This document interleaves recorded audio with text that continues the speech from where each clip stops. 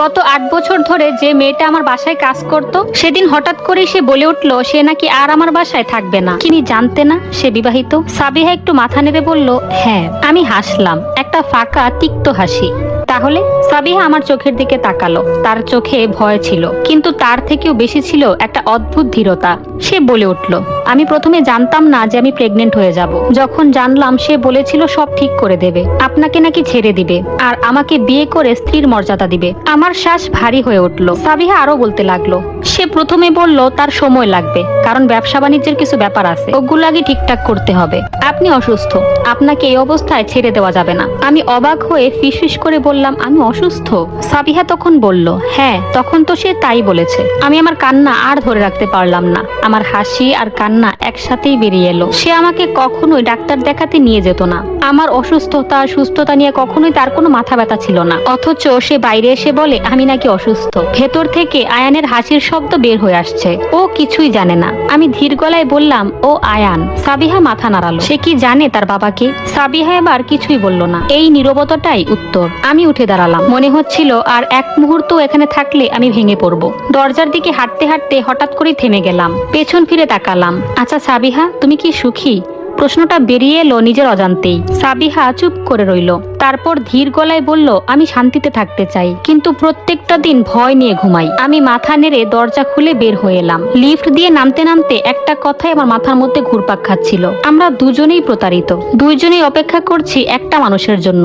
আসলে সে কখনো আমাদের কারোরই ছিল না। গাড়িতে বসে আমি আয়নায় নিজের মুখটা দেখলাম। আজ প্রথমবার আমি নিজেকে নতুন ভাবে দেখলাম, একটা ভাঙা মানুষ হিসেবে না, বরং এমন একজন মানুষ হিসেবে যার সামনে এখন একটাই সিদ্ধান্ত। আমি ফোনটা বের করলাম। রাশেদের নাম স্ক্রিনে ভেসে উঠলো। তাকে মেসেজ করলাম, আজ রাতে একটু তাড়াতাড়ি করে বাসায় চলে এসো, তোমার সাথে আমার কিছু গুরুত্বপূর্ণ কথা আছে। সেন্ড করার পরে আমি চোখটা বন্ধ করলাম। আজ আর কান্না এলো না, কারণ আমি বুঝে গেছি এই গল্পটা শুধু বিশ্বাসঘাতকতার না, আমার জীবনে আবারও ফিরে আসার শুরু। এইবার আমি আর চুপ করে থাকবো না।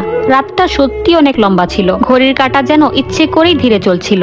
আমি যে আর আগের তৃষা নেই সেটা আমি ভালোই বুঝতে পারছিলাম। রাশেদ সেদিন রাত 8টার আগেই বাসায় ফিরে এলো। দরজাটা খুলে ভেতরে ঢুকেই বলল, আজকে তুমি আমাকে এত তাড়াতাড়ি ডাকলে কেন? আমি ডাইনিং টেবিলের পাশে দাঁড়িয়েছিলাম। সবকিছু গোছানো পরিষ্কার, যেন ঝড়ের আগে একটা নিস্তব্ধতা। আমি চেয়ারে বসে তাকে ইশারা করলাম, বললাম বসো, কথা আছে। সে একটু অবাক হলো। সে ভালো মন্দ কিছু না বলেই বসে পড়লো। আমি সরাসরি তার চোখের দিকে তাকালাম। তোমার আরেকটা বাসা আছে। কয়েক সেকেন্ডের মধ্যেই তার মুখের রংটা উধাও হয়ে গেল। কি বলছো এসব? সে স্বাভাবিক থাকার চেষ্টা করলো। আমি টেবিলের উপরে ফোনটা রাখলাম। সেই ফোনটা, পাসওয়ার্ড এখনো সেই স্পেশাল তারিখটাই আছে। তার হাতটা কেঁপে উঠলো। ঘরের ভেতরে যেন শুনশান এক নীরবতা নেমে এলো, যেটা ভারী চাপ, দম বন্ধ করে। আমি তাকে ধীর গলায় বললাম, 4টা বছর ধরে তুমি 2টা জীবন বয়ে বেড়াচ্ছ, একটা আমার সাথে আর আরেকটা সাবিহা আর তার ছেলের সাথে। সে হঠাৎ করে উঠে দাঁড়ালো। শোনো তৃষা, এখানে কিছু বিষয় আছে। আমি তাকে থামিয়ে দিয়ে বললাম, না। আমার কণ্ঠ এবার দৃঢ়।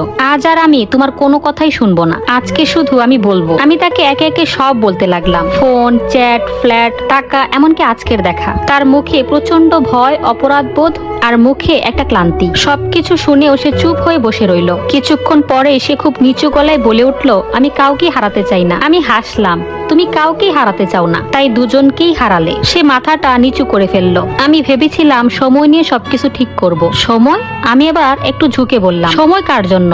আমার, যে গত 8টা বছর ধরে অপেক্ষা করছে, নাকি সেই মেয়েটার জন্য যে গত 4টা বছর ধরে তোমার আসার অপেক্ষা করছে? রাশেদ কোনো উত্তরই দিতে পারলো না। আমি গভীরভাবে নিঃশ্বাস নিলাম। তুমি জানো আজকে আমি সাবিহার সাথে দেখা করে এসেছি? রাশেদ চমকে তাকালো। তুমি ওখানে গিয়েছিলে? আমি একটু থামলাম। সাবিহা আমাকে সব বলেছে। আর কি জানো, সে তোমার বিরুদ্ধে একটা কথাও বলেনি, শুধু বলেছে সে শান্তিতে থাকতে চায়। রাশেদ চোখ বন্ধ করলো। আমি খুব ক্লান্ত তৃষা। আমি ধীর গলায় বললাম, আমরা সবাই ক্লান্ত। ঘরের ভেতরের বাতাসটা ভারী হয়ে উঠছিল।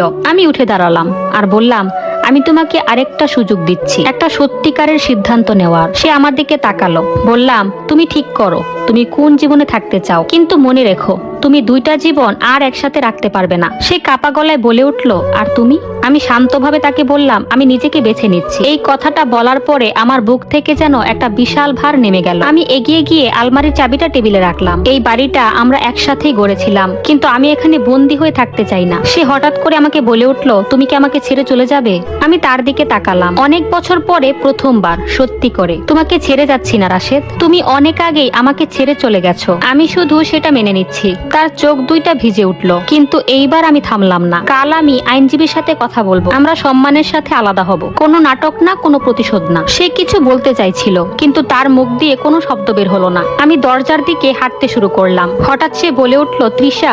আমি থামলাম, কিন্তু পেছনের দিকে তাকালাম না। আমি কি সব ঠিক করতে পারি না? আমি কয়েক সেকেন্ড চুপ করে রইলাম, তারপর ধীর গলায় বললাম, সব ঠিক করা যায় রাশেদ, কিন্তু সবকিছু আগের মতো করা যায় না। আমি বেরিয়ে এলাম। কয়েক মাস পরে আমি নতুন একটা বাসায় উঠেছি। বাসাটা ছোট, কিন্তু নিজের মতো। জানালার পাশেই একটা টেবিল, যেখানে আমি আবার আগের কাজ শুরু করেছি। আজকে একটা বিশেষ দিন। আমি একটা গিফট নিয়ে সেই পরিচিত ফ্ল্যাটের সামনে দাঁড়িয়ে আছি। কলিং বেল চাপলাম। দরজা খুললো সাবিহা। আমাকে দেখে একটু অবাক হলো, তারপর হাসলো, একটা স্বস্তির হাসি। ভেতরে আসুন। ভেতরে ঢুকতেই আয়ান দৌড়ে এলো। আয়ান বলে উঠলো, মা কে?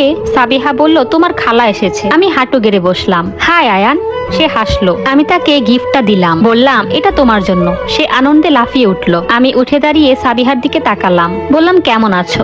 সে বলল, শান্তিতে আছি, আর সেটা অনেক দিন পরে। আমি মাথা নেড়ে হাসলাম। আমরা দুজনেই জানি এই শান্তি সহজে আসেনি। দরজা দিয়ে বের হয়ে আসতে আসতে আমি আকাশের দিকে তাকালাম। জীবনটা ভেঙে গিয়েছিল, কিন্তু শেষ হয়ে যায়নি, কারণ সেখান থেকেই শুরু হয়েছিল নতুন একটা উত্থান। এবার আর কারো ছায়া হয়ে না, নিজের জন্য বাঁচবো, নিজেকে ভালো রাখার চেষ্টা করব। গল্পটি কেমন লাগলো অবশ্যই জানাতে ভুলবেন না। ভালো লাগলে একটা লাইক, কমেন্ট আর শেয়ার করে দিবেন। ভালো থাকবেন সবাই।